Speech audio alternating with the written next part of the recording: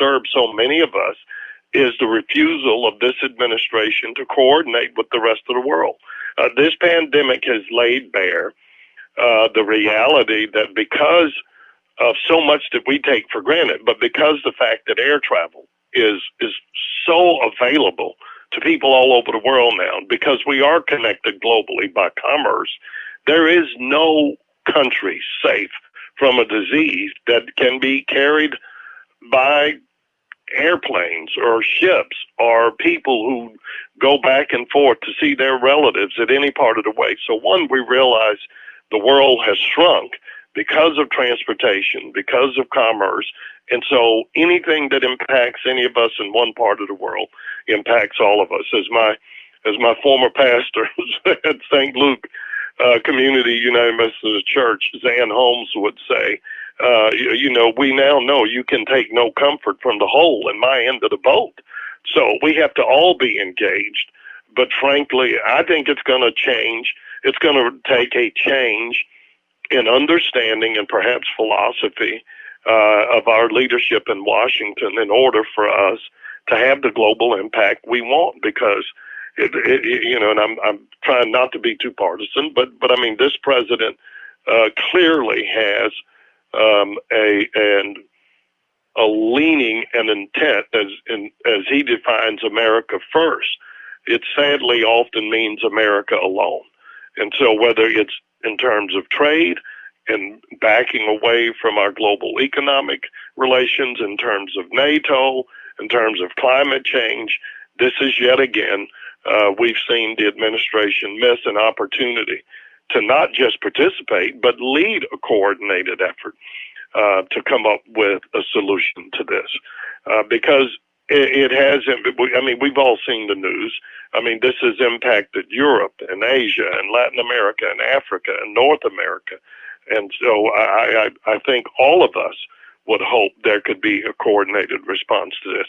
But I frankly have no reason to believe that's going to happen from what the current mode of operation of this administration. Well, Ambassador, before we get ready to close out, I know you follow events, and I know that you're aware on last Friday, the hashtag I Run With Maud was trending. People were out honoring the birthday of a young man who was shot and killed in Georgia while he was on a jog, Ahmaud Arbery. And from where you sit, I just wanted to know if you had any thoughts and reflections of what we've seen regarding that in Georgia. I could not run because I was just curled up fetal in my closet crying after I saw that video. And I couldn't help it, but I picked up the phone and called two of our closest friends that we were having dinner with the night we learned about the verdict from the George Zimmerman case for the murder, the execution of Trayvon Martin. And these are two of our closest friends, were godparents to one of their sons. And one of the things he and I both said our fear was having a legal standard that you could shoot a young black male because you feared for your life was literally just open season on black males. And it would take a much longer discussion of this, but going back to the beginning of our conversation about me having grown up in Jim Crow, and all of the inhumanities and indignities that people of color, but particularly black people in this country, have endured. And for the most part, once we were granted our freedom, whether it was after emancipation or it was after civil rights, all we've ever wanted to do was be left alone. Let us go to work. Let us apply the same efforts to our dreams for our kids as everybody else. And there are times, Shawn, I don't understand what the fear is. And yesterday was Mother's Day, and we obviously celebrated Matrice and our mothers, but we just couldn't help but think how horrific that day was for the mother and father of Ahmaud Arbery. And I hope others will see that video. I hope it's not just people of color that speak to that. But this is one I don't have a thoughtful response. I'm more afraid for young black males now than I've ever been. But perhaps that video will shock the nation's conscience the way John Johnson's courageous decision in the 50s to publicize the picture of Emmett Till's body after he was so brutally beaten to death. Maybe that video will force us into a conversation about humanity and just respecting one another. And it just breaks my heart. And I can only say what I said. I did an edit. I was invited to do an op-ed for Time magazine after the terrible shootings in Dallas of those police officers in downtown Dallas back in 2017. And the one thing I said is, look, let's at least accept the fact that all any parent wants when we see our kids, our husbands, our fathers, our sisters, our brothers walk out the door, whether it's to go to work or do, just let's at least agree everybody ought to come home safe. And if the pretense for this shooting was they thought he'd robbed somebody, well, call the police. Now, we know he didn't. We know that's bullshit. But because you believe somebody did something doesn't give you license to hunt them from the back of a truck the way they did. And I couldn't help, I know I'm going on, but I experienced so many emotions. I don't know why I thought that even in the state of Texas that has this ridiculous, adherence to the Second Amendment at all costs, the only animal you can even hunt from the back of a pickup truck is a feral hog, because they're wild and they do so much destruction.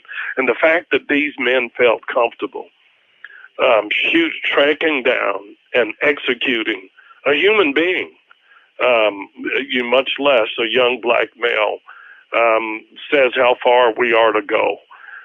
But I'm hopeful that, the next generation will see that, understand that for the evil that it is, because that's evil, and understand that, I guess, as the Bible teaches us and always has, the only way for good to overcome evil is the angels better be organized better than the mafia. Well, Ambassador, we certainly appreciate your thoughts on everything. If our listeners want to find you and follow you, where can we direct them? I think I'm on Twitter.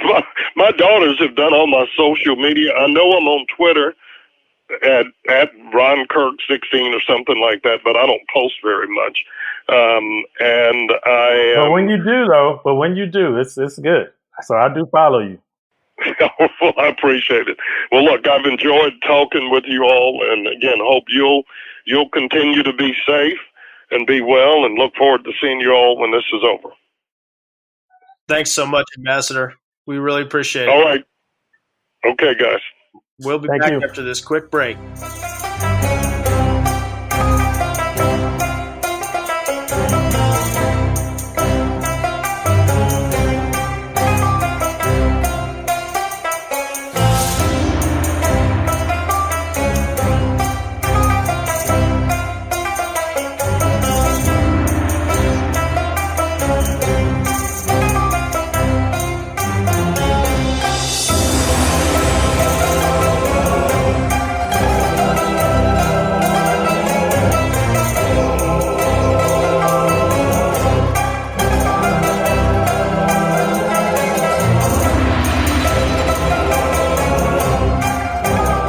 Welcome back, Deconstructing Dallas. Shawn Williams, Ryan Trimble. Man, what a awesome, amazing conversation with Ambassador Kirk. We could have, and I think he could have gone on a little longer, but I think we got a lot to unpack there for folks who get a chance to listen. Yeah, he's a passionate guy, and maybe I'd like to share the link to his op-ed to see for our listeners. We can maybe share it in the episode notes, but.